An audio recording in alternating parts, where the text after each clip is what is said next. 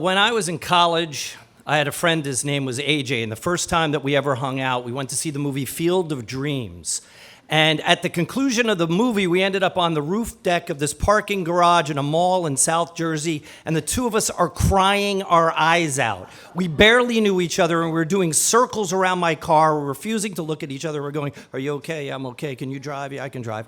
And that's how the two of us became friends. We bonded over baseball. And after we graduated from college, we moved to Hoboken, and we became neighbors. And I had a TV, and AJ didn't have a TV. And he used to like to come over to my house and watch games. He liked the Yankees. I liked the Mets. But the one thing that we both loved together was the Yankee announcer, Phil Rizzuto.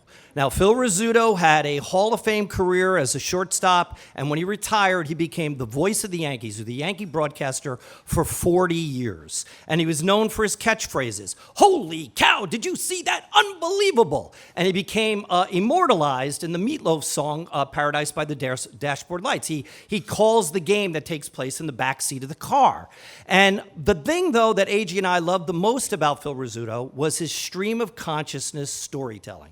Stories used to spring from him out of seemingly nowhere. You never knew where they were going to go. You never knew where they were going to end. In fact, they were so epic that Rizzuto himself, in his own scorecard over a particular inning, would write the initials WW, which stood for "wasn't watching." Anyway, one day, AJ invites me over to his house, and he presents me with a gift. It's a book, and the book is called Oh Holy Cow. And what these two writers have done, they've taken Rizzuto's broadcasts, and they've transcribed them, and they culled and edited them down to the stories that we both loved. And he said he got the book because he saw it, he thought of me, he wanted me to have it, and he knew I collected books and loved books, and I'd appreciate it. And then he sat me down. And he said, "I have something to tell you. I've been to the doctors, and I have been diagnosed with an inoperable brain tumor.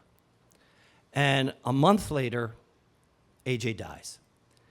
So now fast forward 25 years, and my mother, who is a widow who lives alone in the house that I grew up in, she suffers a massive stroke. And she survives, but she ends up in a nursing home, and I am taxed with the job of breaking down my childhood home. Now, anyone who's ever had to do this, it's a sad, emotionally exhausting, horrible experience. And one of the jobs that I have to do is I have to do something with boxes and boxes of books that I have accumulated over 25 years. I live in an apartment, I have no room for books, and I stored them in my mother's basement. And now I have to do something with them. And so one day I'm driving out to my mother's nursing home, and I pass this used bookstore, and I think, I'm gonna donate them there. And so I drive back to my mother's house, I pack up the car, and I take the books to the store, and the woman who owns the store looks exactly like Angela Merkel, the German chancellor. And she is completely 100% delighted, and she's going through the boxes, she's opening them all up, and I look down, and I see the copy of Oh Holy Cow. And I am so emotionally exhausted that I do nothing. And I let the book go. And the book, I watch the boxes go to the back of the store, and they disappear. And a ritual begins. I go to visit my mother in the nursing home. I pass the bookstore, and I think, AJ's book's in there. I go to the nursing home. I pass the bookstore. I think, AJ's book's in there. And I realize that the book is starting to take on this amazing power, certainly far more than it ever had when it was in a box in my mother's basement, and I thought of it only once in a great while. And I realize that the power stems from the fact that my mother is still alive. And as long as my mother's alive, the book is alive. And if the book is alive, then in some abstract way, AJ is alive. And I want them to be alive. I want them alive. And so one day I'm driving to the bookstore, to the nursing home. I see the bookstore, and I can't take it anymore. I pull into the bookstore. Angela Merkel recognizes me right away.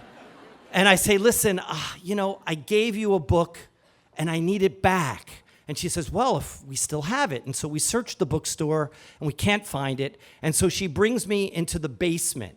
And the basement looks like a mini version of the warehouse at the end of Raiders of the Lost Ark. It's just aisles and aisles and aisles of books stacked from floor to ceiling. And Angela Merkel is checking the shelves for the book. And I tell her everything that I've just told you here tonight.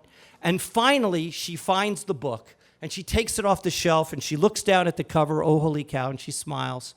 And she opens it up, and she reads the inscription inside aloud. To Joseph, instant stories from the field of dreams. I thought you would enjoy this. Love, AJ. And she closes the book, and she hands it to me, and she says, you should tell that story. And so I just did. Thank you for listening.